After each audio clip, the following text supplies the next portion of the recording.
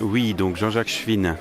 À l'heure actuelle, je suis le président de la Société pour la conservation des monuments historiques d'Alsace, une association qui existe depuis 1850, donc elle est très ancienne, dont le but est de protéger, mais aussi de valoriser le patrimoine de la région, le patrimoine surtout bâti, l'archéologie également. Donc c'est en tant que président de cette association que je soutiens l'association du Dinghof.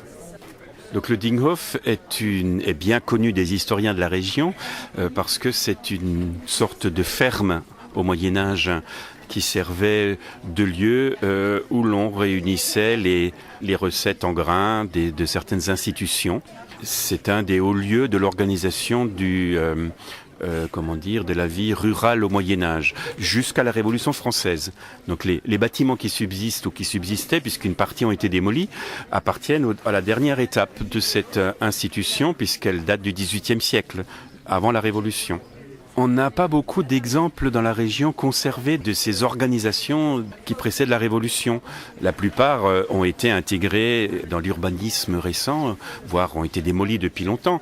Donc c'est un dernier exemple conservé. Elle est abandonnée depuis 10 ans, donc maintenant on a l'impression que c'est une ruine, mais elle est en bon état par rapport à l'âge de la maison, vraiment en bon état. C'est vrai qu'il y a quelques tuiles qui manquent, mais le bâtiment est parfaitement restaurable, il n'y a aucun souci, les bois sont bons.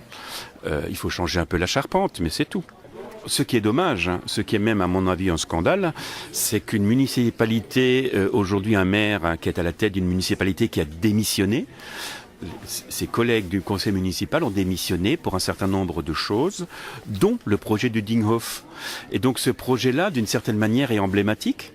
Et je trouve anormal que le maire continue à vouloir démolir ce bâtiment, alors même que c'est l'enjeu des prochaines municipales.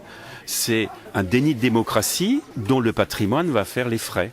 C'est une pierre de plus, on va dire, dans la réflexion concernant la relation entre les municipalités aujourd'hui et les associations, les associations de riverains, pour faire face à la pression urbanistique terrible auquel le patrimoine ancien doit faire face.